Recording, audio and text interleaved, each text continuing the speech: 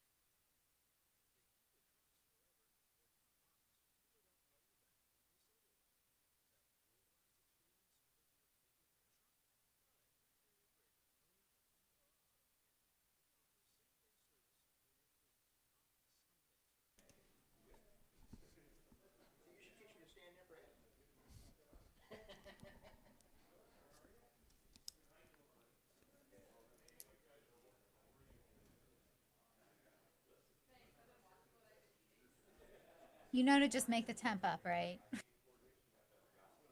To do what? Just make the temperature up. Oh, I did. I looked it up.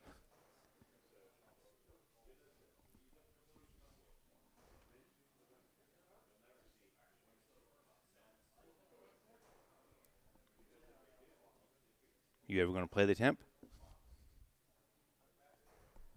What? Are you ever going to play the temperature? Play it. Yep. You mean the weather? It's coming. Yeah. Oh, all right. I didn't know if you guys wanted your stuff still not over That's all right. I know Ed's not there, so I don't know what's going on with Facebook. The temperature is 69, though, I think. I put down 70. Don't quote me.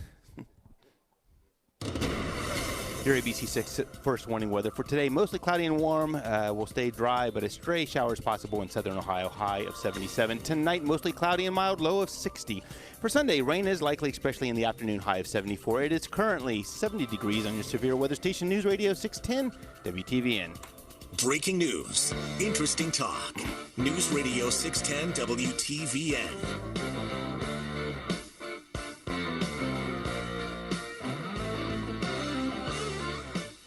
Welcome back to On Target. I'm your host, Eric, joined today in the LAPD studios. My father, co-owner, sits to my left.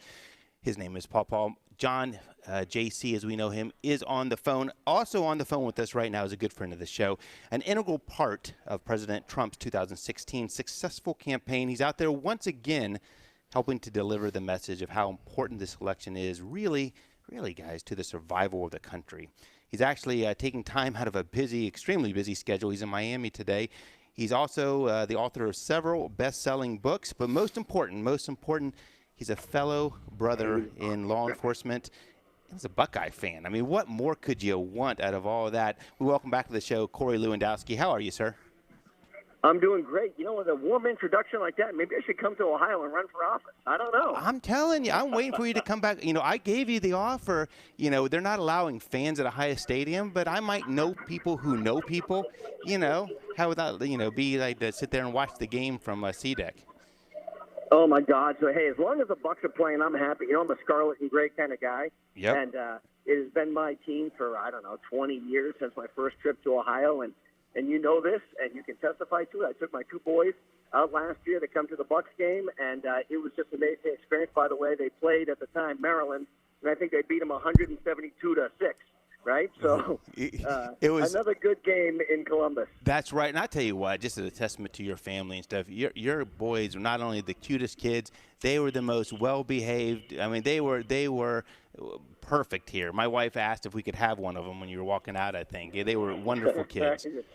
Oh, that's very kind of you to say. I think it's called they're afraid of the fear of God is what we call it at my house, which is me. Yes, and that, you know what? Our house had that same thing. So you're out there on the front lines of everything going on. What are you seeing? I mean, is the energy the same? Is it more from 2016? What are you seeing on the streets? Look, we're winning. We're winning every day. And I know that people listen to these fake polls in the media, and they listen to all this stuff that they're seeing. And the truth is, I travel the country every single day. I come across people whose lives are better because of Donald Trump being the president of the United States. I see it firsthand where people come up and say, can you just say thank you to him? Would you please tell him to keep fighting for us? And that's the message I get across this country is they know how hard Donald Trump works for them. They know that he has sacrificed his time and his wealth to do this. This is not a man who needed to do it to get rich. He was already rich. And so, I had the chance to speak with President Trump on Saturday of last week when he was in the hospital after he was diagnosed with COVID. And I said, sir, you've been fighting for us and the American people for 5 or 6 years now since you came down that escalator. Let us stand in the breach for you and fight. And he said, it's time. And so that's my message is, it's time. If you love your country and you want to maintain the lifestyle and the way of life that we have, then your only option is to go and fight for Donald Trump. And if you can't do it over the next 3 weeks, don't look in the mirror and come back to me after Election Day and say I didn't do enough, because now is the time to fight and now is the time to win.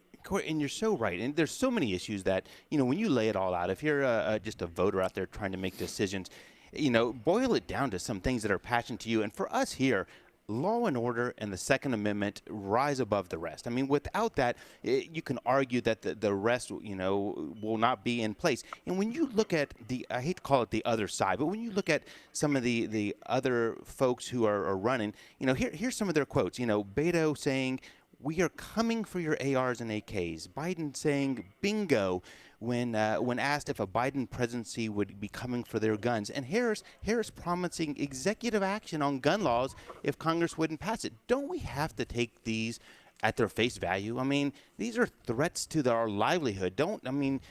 We can't blow those off. I mean, they're saying it. They're no longer hiding it, It's so clear. Okay, it's so clear what the left wants to do.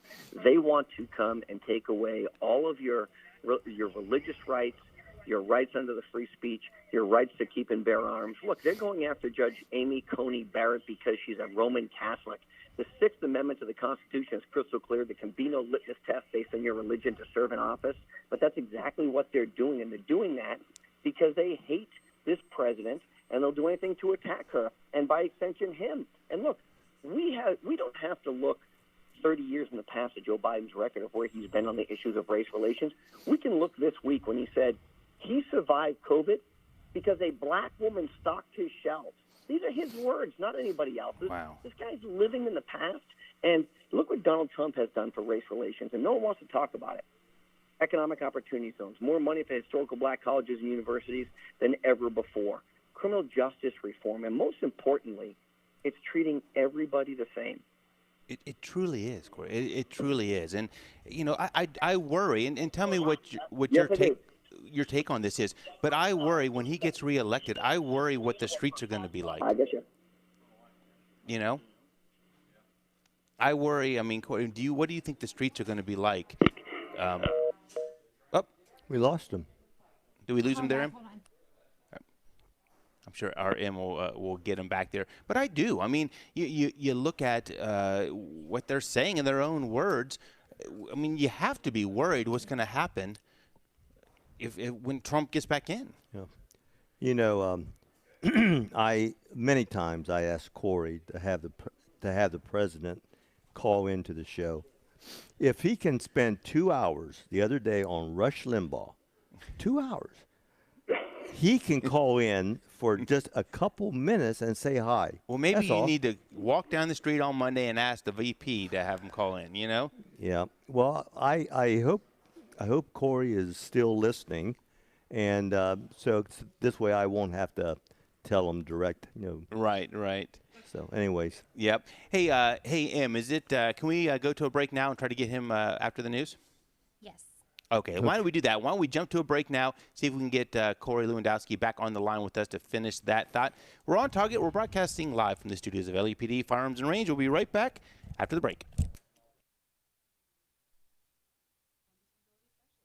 He didn't answer, Okay. so I'm wondering if his phone died. Huh. I'll try again in a minute. Yeah, give him now we got a couple minutes, right? Yes, and then also, I thought Trump was on Rush because Rush offered his time since he couldn't be campaigning since he had COVID. We can offer time. I mean, I know, right? That'd be amazing. Just wait. Someday. All right, well, let me know if you get him back there, and we will be ready. You got it.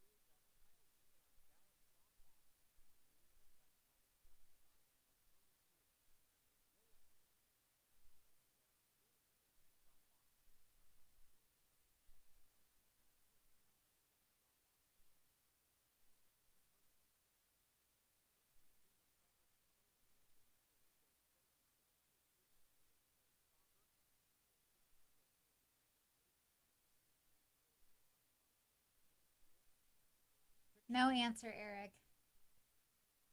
Huh, that's odd. I don't know what. Can you text? I don't know. Let me see if I can do a text here. That's why I think maybe his phone died. I don't know. Yeah.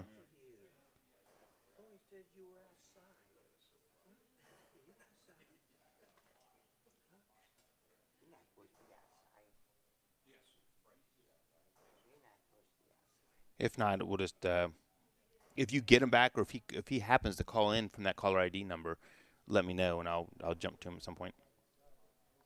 Of course. Of course. Sorry, I tried. You Feel like did I'm good. stalking him. I know it. Live from LAPD Firearms Range and Training Facility, this is On Target, the latest from the firearms industry, the products and politics that affect your hobby and liberty. This program may not be politically correct, but it is On Target. Now, your host, Eric Delbert. Welcome back to On Target. I'm your host, Eric, joined today in the LAPD studios with JC, who's on the live line. My father and co-owner Phil sits to my left. We had Corey Lewandowski on with us. Lost a connection. They're still trying to get that back, but we can still go on. JC, what'd you think? What'd you think about some of the stuff Corey was talking about? Oh, well, I mean, it is just the facts, and I cannot believe in my entire lifetime how much the facts are distorted by the media. I mean, this is a concerted effort. Trump has done more for the black community. Trump has not taken up all the money he gets as being president. He's giving every cent of it, donating it to charity. So he's doing this of his love for the country, his evolution. And I guarantee you, the last presidents that in my memory have not done that. They've pocketed that money and probably pocketed a little extra. But what he's doing for the country is amazing, and how he's being treated is also amazing, but in a really horrible way. I'm really hoping that he's absolutely right. You wouldn't know it by the news media, but I just think if people love this country, it's not just about guns, for God's sake. Right. That's part of it. But you have a group that wants to take over and tell you what to do and how to do it and control you. Yep, and JC, that's really not American. You know what? I just got the word. He is back on. Corey, you there? You know what it was? It was a Michigan fan listening to my call, and they disconnected me. You know what? We've had that happen before. What goes on over there? Come on, fellas. We got to do better. That's a Michigan fan trying to shortchange us. No, look, we love Michigan because they delivered for Donald Trump like Ohio did, and so we're going to love everybody right up for the next 3 weeks.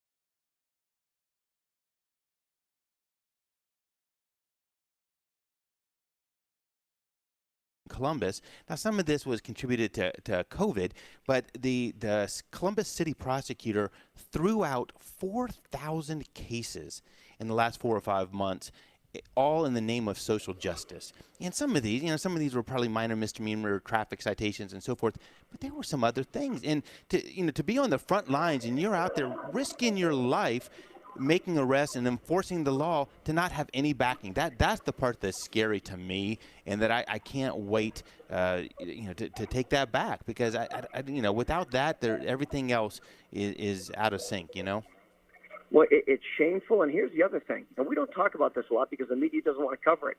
13 members of what I call the Harris-Biden campaign, and I say that because we know that if they were to get in, he'd be back in that little office where the vice president works, and she'd take over that Oval Office, Ricky Ticky, right? She'd say, hey, Joe, that's your office. He'd say, really? I think I've been here before. Right. So, I call it the Harris-Biden campaign, but 13 members of their paid campaign staff have provided money and financial resources to bail these marauders out of jail, to bail these hooligans out. And to me, that's disgusting. It is. I mean, what better indication is it that you hate our men and women of law enforcement than helping these people get out of jail for the crimes they've committed? And some of them, maybe they're minor infractions, but look, we have seen individuals killed. We've seen individuals hurt. We've seen billions of dollars in destruction from these individuals who all think that they have a right to go and protest, which means throwing Molotov cocktails at police. You have no rights to do that. Let's just be clear. That's not what a peaceful protest is. I've done peaceful protests back in the day where we said, we've taxed enough already. You don't have the right or opportunity to go and hurt individuals because you don't agree with them. That's not what our country's been founded on.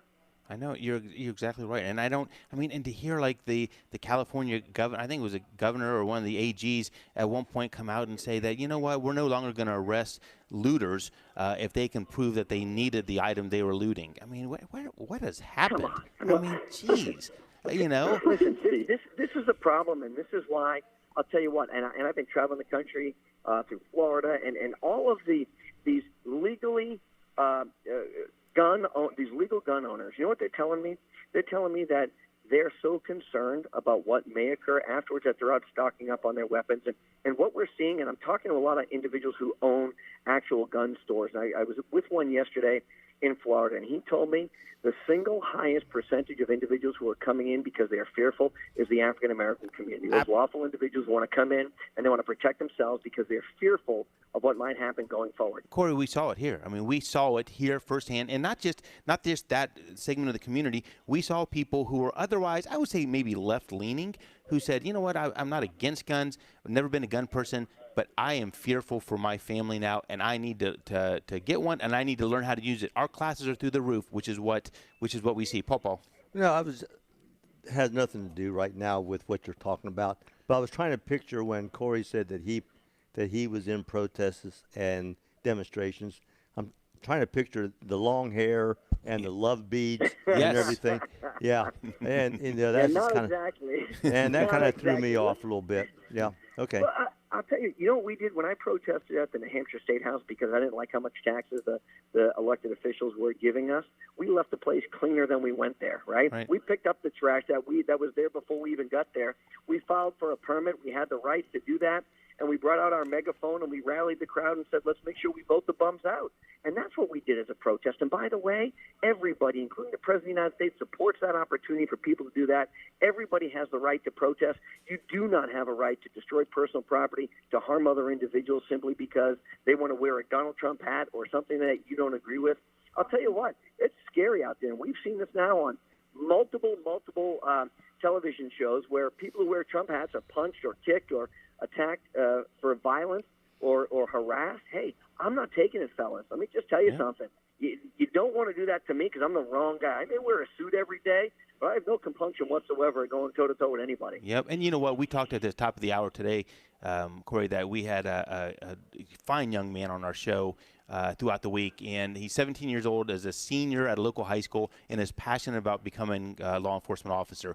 And he has gone out and made food for officers who are working the riots and all this support. Happens to be his mom is white, his dad is African American, And it is sickening to hear the death threats he is getting from BLM and for some of those on the other side. For a kid who has a passion to going out there and helping people, not hurting a soul, and it's sickening to hear, the lack of openness from the other side. But well, that's a tolerant left, as you know. They're very tolerant if you support their ideas. As soon as you're against their ideas, they want to do harm to you and your family and your friends and your property. Hey, JC, I know you've been quiet there. You got any last questions for Mr. Corey before we let him go? No, I do want to thank him for what he's doing. We can't do enough. There's 23 days to the election. It's very heartening to hear what he's saying and what he's seeing out there, because we don't get all that exposure that he does. So, but just bless you for what you're doing. God bless the president. And I really hope 23 days from now, there's going to be an election. If they don't screw up all this mail-in voting, it could be another, 3-4 weeks before we find out what the results are. But I'm hoping it's a landslide for Donald Trump. So, and Corey, in any case, Corey, you're on the road everywhere. I haven't seen you in Ohio. When are you coming through the Buckeye State? What are you talking about? I was in Eastern Ohio 2 weeks ago. I was in Columbiana County at a great place. Dave Is Johnson, that Franklin County? Spread Eagle Tavern. No, Columbiana. So look, I was at a place called the Spread Eagle Tavern, a place that actually Abraham Lincoln stopped at. And I went over there and I raised money for the Ohio Republican Party. You've got some great people in Ohio, Jane Timken, Bob Paduchik. Yep. These guys are just working so hard for the president's agenda. And because of their hard work and so many other people in Ohio, we won Ohio by 8 points in 16. Look, you guys, I expect a double-digit margin of victory this time. We will. And we look forward to you coming through. When you come through this neck of the woods in Columbus, definitely got to yell and maybe go catch in a game and talk about the victory.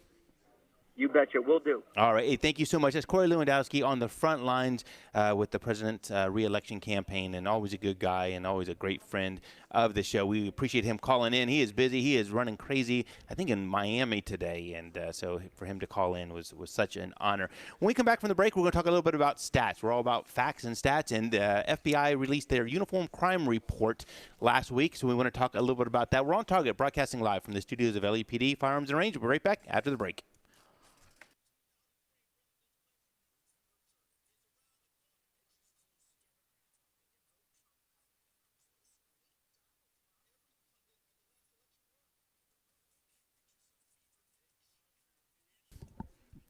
You there, Big M? Yep. That was good. Yes, it was. Cool. All right. You literally have like 1 minute. All right.